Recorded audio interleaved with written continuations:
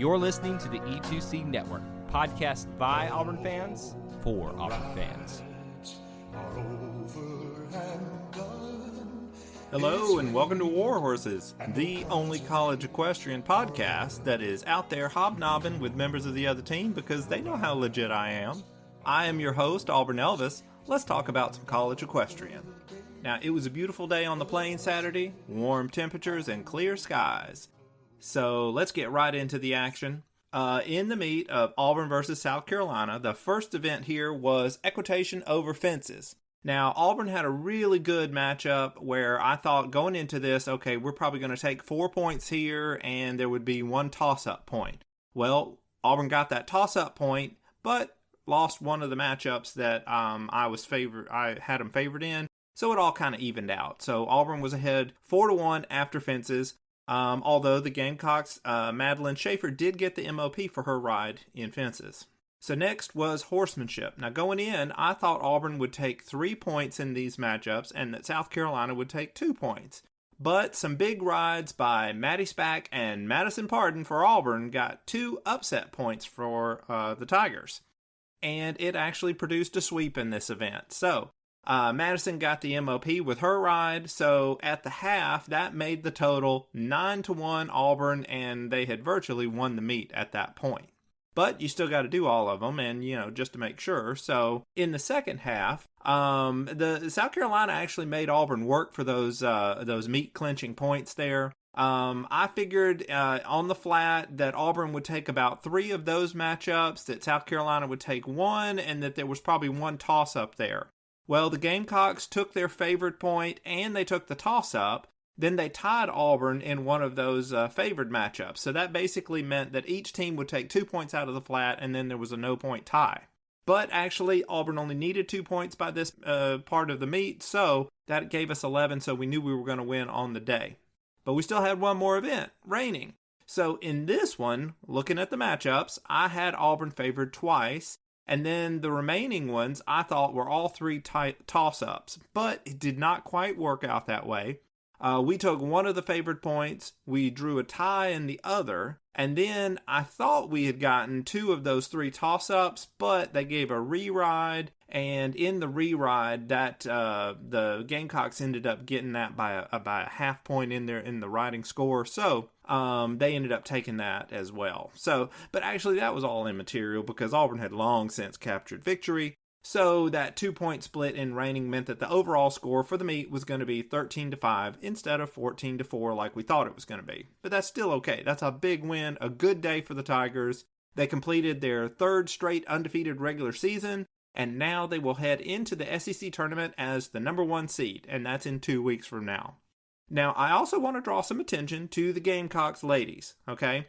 Now, I know I have mentioned in the past how when I watched the live stream the time they were at Georgia and how rowdy they were and how you could just hear them just cheering and going on. Well, let me tell you, that is how they always are. And I recorded some of it, so take a listen for yourself.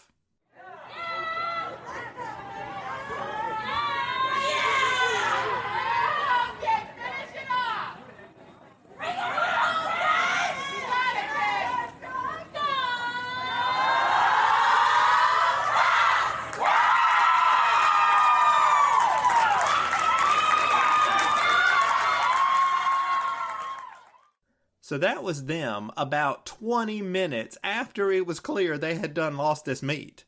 But can you tell from the way they sounded? I mean, the kind of spirit and support that they are putting on there is just, it's enviable. I mean, regardless of the score, they are getting it done. They are out there cheering and just going crazy. I went over afterwards and was like, hey, y'all did a great job. Y'all are for real in the spirit department. So if there was an equitation over feelings, let me tell you, South Carolina would have won that. But we don't really, ride equitation over feelings. But if we did, they'd be a show enough national championship contender in that one event.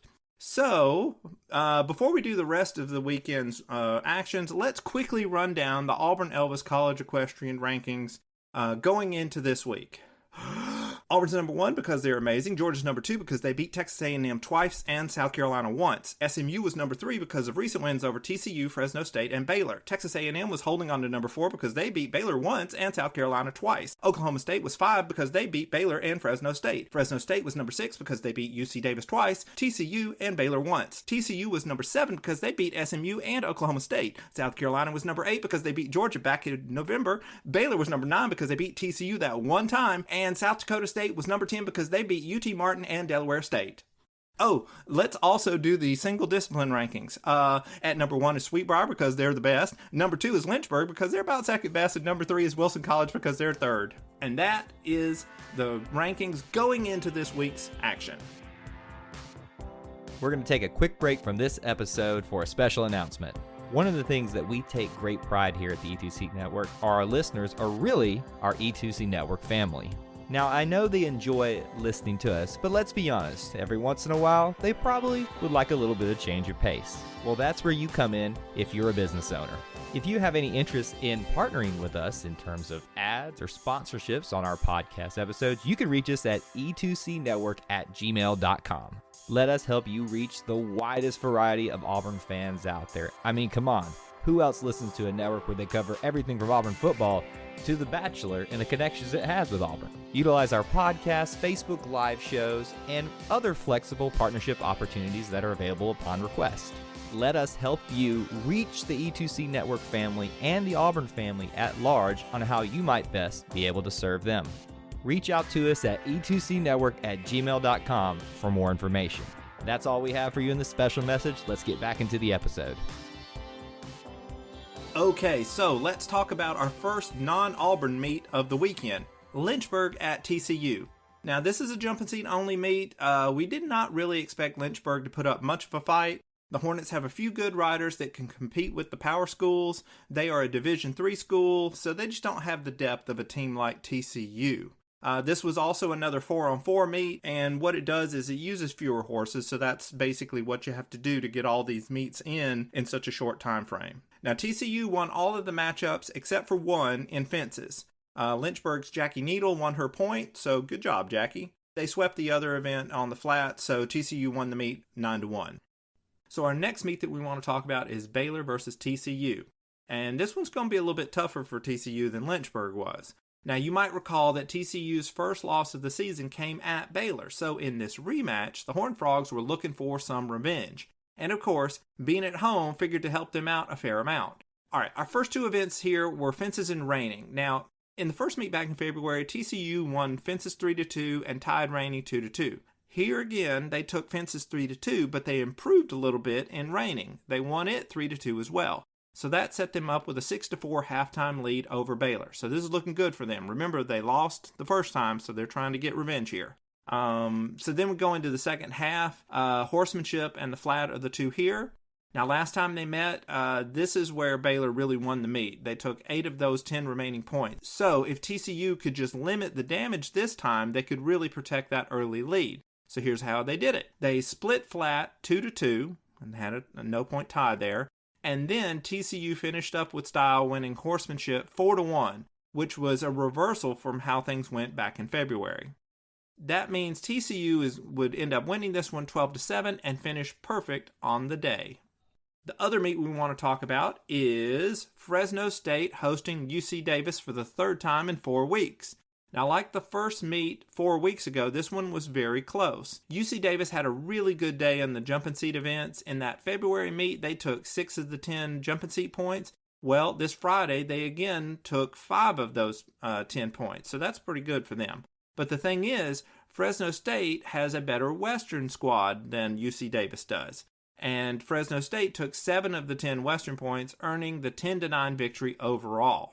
Now, even in defeat, this was a good bounce-back performance from UC Davis because in the previous week's meet, it wasn't even close. So, good job to the Aggies for getting back close with Fresno State again. They're not giving up. They're still trying to improve, and that's what you like to see, especially from these smaller programs.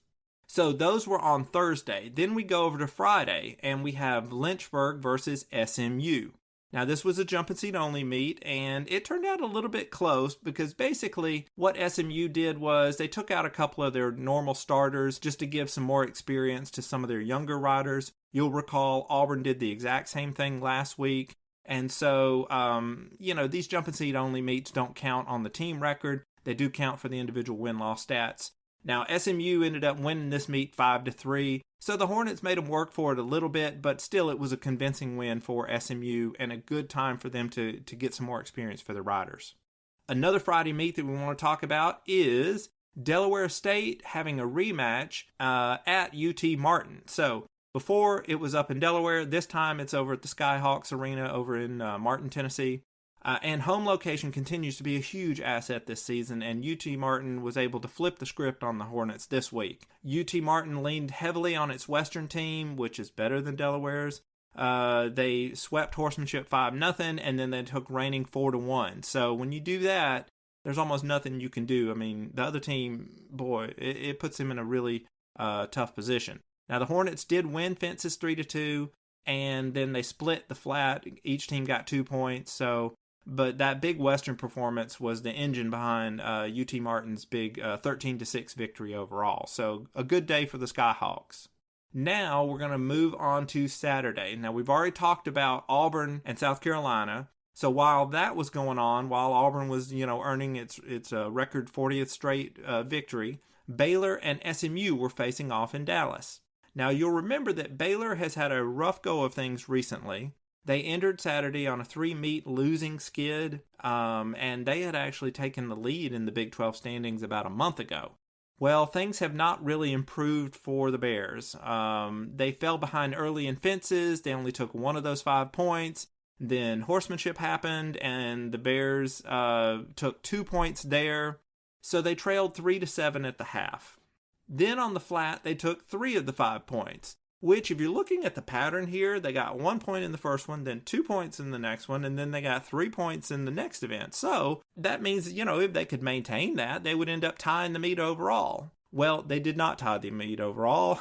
They lost reigning 2-3, which gave them a 12-8 defeat, and it was on the road, and now Baylor's just in a tailspin. They basically have one significant win on their resume that they're clinging to from, the second week of competition in the spring here. But since then, they've lost every time afterwards. So, yeah, their resume is pretty weak, that they're actually in danger of finishing 9th place overall and missing out on the NCAA tournament, which only has 8 spots. Basically, Baylor is in competition with South Carolina right now for that number 8 seed nationally. But unlike the Gamecocks, Baylor still has one more meet to go, Oklahoma State, the following day. So we're going to talk about that in a second. But if they were to win that would elevate their resume above South Carolina's. But I don't want to focus just on how Baylor's having trouble here. I do want to point out that SMU is on a winning streak right now. The Mustangs have closed out their season with 3 straight quality wins. So now they're going to head into their conference tournament, which is the Eastern College Athletic Tournament, Eastern College Athletic Conference Tournament. And SMU is really going to be the odds-on favorite there. They're looking so strong right now. Now, elsewhere in the Big 12, Oklahoma State was hosting TCU. That first Cowgirl meet where they struggled against the Horned Frogs, it seems so long ago. Back in that one, TCU took the majority of points in every event. It was really a great day for them. This Saturday was not so great for them. The meet started off with horsemanship, with Oklahoma State winning 3-2. TCU's Jessica McAllister did take the MOP in there, so there's that. Now next up was fences. The Cowgirls won this one 3-2, with Emma Paxina getting the MOP there. So at the half, it was 6-4 OSU. Now that's a lead, but it's not an insurmountable lead. But just by comparison, when you looked at these two events from the first time they met, TCU had a 7-3 lead in these events from that first time. So that kind of shows you how this one was going on Saturday. Next up was reigning. OSU won that one 3-1, but TCU's Maddie Dukes won the MOP here, just like she did in the same meet back in February. So, you got to appreciate the little victories, especially when you don't get the big victories, which is to say the actual victory. And then just to make sure there was no doubt as to which team was better, Oklahoma State took the flat 4-0. So, yes, Oklahoma State has gotten a lot better since February. But we figured that was going to happen. A lot of the situation around that early loss was probably due to, one, going on the road, and two, they had not ridden in 11 months. Now, going back to some other meets, some other action here, we've got the last meet on that Saturday was the fourth meeting between Fresno State and UC Davis. Now, you'll recall that I just did the meet between these two teams that they had done previously, the number 3 meet. Well, this is number 4, so they turn right around, only this time, instead of being at Fresno State, they go over to Davis. So, Davis has lost the first 3 times, so, certainly they're going to lose this 4th time, right? Well, I seem to recall a very intelligent, independent media personality expressing doubts about this way back in January. They are probably going to have a very rough year. In fact, I'm not sure that they're even going to sweep nearby rival UC Davis. And they're actually going to face UC Davis 4 times this year just to have a decent-sized schedule. If Fresno State can actually get more than 4 wins this season, I will be very impressed. Yes, that was me. So let's see what actually happened in this meet. Now, first up was fences. UC Davis won this event 3-2 the first 3 times they faced. So, you figure, okay, UC Davis is pretty good in fences, compared to Fresno State at least. Now, this Saturday, the Aggies did even better than that. They won 4-1. Now, foreshadowing, this point is going to become important in just a minute. So the next event was reining. Now, previously, Fresno State had won this event 3-2 every single time. But this Friday, they only won it 2-1. So that meant that UC Davis had a 2-point lead in the half, when typically they would be a little bit closer. So next up was flat. Now here is an event that could go either way based on how they've done in the past. Sometimes Fresno will win this 3-2, sometimes UC Davis wins it 3-2.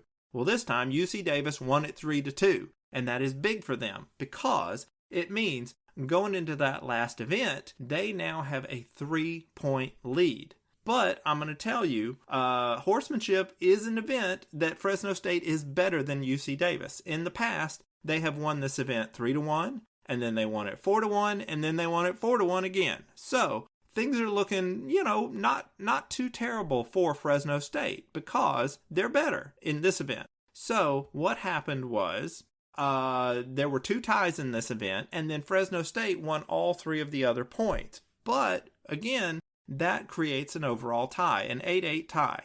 So we got to go over to the tiebreaker. And what we do is we total up everybody's points for all their rides. They go through, they total everything up, and the score comes out, the raw score total comes out 1,606.5 to 1,602.5. UC Davis wins by 4 individual points. And let me tell you, ladies and gentlemen, that is the closest win I have ever seen. And now, again, I haven't been following it for more than a couple of years, but, still, that is close. That is nuts to think that it would come down to something that close. It also means that, UC Davis got the upset in their final meet of the season. So this was senior day for them, and they pulled an upset. It was great. I really didn't think that Fresno State was going to beat them 4 times, and I was right. Auburn Elvis, very nice. But I will admit that Fresno State finishes their season with 5 wins. And if you remember from that clip that I said that if they got more than 4, I would be impressed. And I'll admit, I am impressed. Good job, Fresno.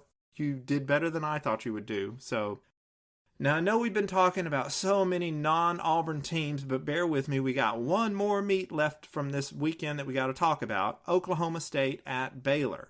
Now, a home meet for the Bears, that's going to help them some. Baylor, like I said, really needs another win going into this to help bolster their resume. Basically, Baylor really needs this upset over the Cowgirls. If they do that, it's virtually going to guarantee that they get into the national championship tournament. So here's how the meet went. First up was fences. Oklahoma State has a good fences squad, and they were able to win this one 3-2. The next event was reining, which the Cowgirls won again 3-1. So at the half, Oklahoma State had a nice 6-3 lead, but teams can still come back from that. Now, Baylor has a good flat team, okay? So they took this one 3-2. So basically everything was going to come down to horsemanship to see if Baylor could get this big upset. Well, Oklahoma State is too strong in horsemanship. They won 3-2 there, and they basically sealed the win and ended their season with this nice 11-8 win over Baylor. So what this means is, just like Auburn and South Carolina, Baylor and Oklahoma State are going to turn right around and play each other in their conference tournament. This one is also going to be in Waco, so we'll see if the Bears, being at home once more, can get those extra 2 or 3 points they need going up against the Cowgirls and maybe pull the upset in the conference tournament. If they do that, that's likely going to put them ahead of South Carolina in the national rankings. Because, again, South Carolina would need to upset Auburn to have a demonstratively better resume than Baylor. And frankly, I really don't think that's going to happen. There's an actual legitimate chance that Baylor could get the upset over Oklahoma State in 2 weeks. There's not really a legitimate chance that South Carolina could do likewise against Auburn. But that's 2 weeks away. You know what's right now? The rankings. So, yes, the NCAA rankings have been so bad this season that I basically had to go out and just make up my own. So every week, I rank the teams where they should be, and I also tell you the rationale behind it. The NCAA does not do that. They just give them out and, you complain about it. But I will say that the NCAA rankings have gotten a lot better in this past week. They mirrored mine in 6 of the 10 spots, so I have to applaud them for that. Also, the NCAA has started ranking the single discipline teams just like I do, and theirs are exactly like mine. So, good job, NCAA. Now, let's see if you can do even better, though. So, here we are. Here are the correct answers for the NCAA. At number 1 is, no surprise to anyone, Auburn. They just capped off their 3rd perfect regular season in a row. They are 6-0 with wins over the other 3 SEC teams. One of those teams, Georgia, remains at number 2. The Bulldogs have wins over Texas A&M, home and away, plus a home victory over South Carolina. Surging up the charts for the 2nd week in a row is Oklahoma State. The Cowgirls were embarrassed in their TCU meet way back in February, but since then have been perfect in Big 12 play. They have 2 wins over Baylor, plus wins over TCU and Fresno State. At number 4 is SMU. The Mustangs are on a hot streak, winning 3 straight. Their resume includes wins over TCU, Fresno State, Baylor, and South Dakota State. At number 5 is Texas A&M. The Aggie season ended last week with a loss to Georgia, so they have really been at the mercy of how well other teams around them do, but the Aggies do have a pair of decent wins over South Carolina and a home win over Baylor. Now at number 6 is Fresno State. Here is where I really had to pause and consider where Fresno State should be ranked. Some folks will argue that they deserve to be ahead of Texas A&M. But when you compare their records, the Bulldogs have wins over Baylor, just like A&M does, a win over TCU, which is a tiny bit better than one of A&M's wins over South Carolina, and then Fresno State has 3 wins over UC Davis and a loss to UC Davis. But I think that the second win that A&M has over South Carolina is more impressive than for Fresno State to beat UC Davis 3 times out of 4. So, that's why I have Texas A&M just a little bit ahead of Fresno State. Next in the rankings, I have TCU. The Horned Frogs' resume is good, and in fact, it might be a tiny little bit better than Fresno State. TCU beat Oklahoma State, and then they lost in the rematch, plus they beat SMU, Baylor, and South Dakota State. In fact, the only reason that I don't put the Frogs ahead of Fresno State is that they lost to Fresno State. So, and plus they finished behind the Bulldogs in the Big 12 standings, and I have to respect that.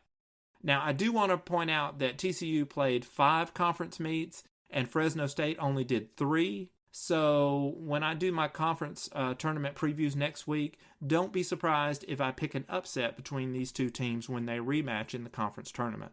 But that is next week. Right now, this is the rankings. So, at number 8 in the rankings, we have South Carolina. The Gamecocks have one win one big win. They've beaten some little teams, but their biggest win was Georgia back in November.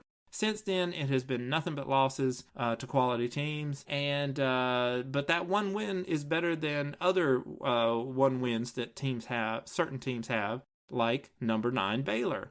The Bears began their season with a close loss at Texas A&M, and then they had a close win over TCU. But since then, they've lost 5 straight meets, and there's still some hope that they could turn things around. So look for them to at least give it their best shot, and maybe they can pull the upset. But for right now, they're number 9. And for the final spot, we have a new number 10 team, UC Davis. With their tiebreaker win over Fresno State, I have to admit that their resume is now slightly more impressive than South Dakota State's. They have a win over UT Martin and Delaware State. So sorry, Jackrabbits, but who knows? If you make a big run in the ECAC tournament, you might get back in the rankings. In fact, if you make a big run, you will get back in the rankings because one of the teams would probably be UC Davis. But we'll see how that happens in a couple of weeks. Now, when we look at our single discipline rankings, those haven't changed since last week. We still have Sweetbriar at number 1, Lynchburg at number 2, and Wilson College at number 3. Lynchburg was the only team of those that was in action this week. They lost to SMU. It was encouraging, but not so much that it would dethrone Sweetbriar at number 1. Now, looking ahead, almost all of the dual discipline teams are done with their regular seasons. Sweetbriar and Wilson will go over and ride against Delaware State next week, but everyone else is now preparing for their conference tournaments. So we're going to do the same here and prepare a preview of each of those conference tournaments next week, and we will tell you about those in the next episode. But that is the end of this episode. I am your host, Auburn Elvis. Thank you very much for listening. War Eagle and War Horses. Before you get out of here, we want to remind you of a couple of things. Head over to e2cnetwork.com, our website where you can find everything that you'll ever need from us, podcasts, blogs, and even ways to help support the show. If you want to find individual episodes, you can download all of these on iTunes, SoundCloud, and Google Play. So until we see you again, I want to remind you of one thing, that here at the network, we believe in Auburn and love it. The only question remains, do you?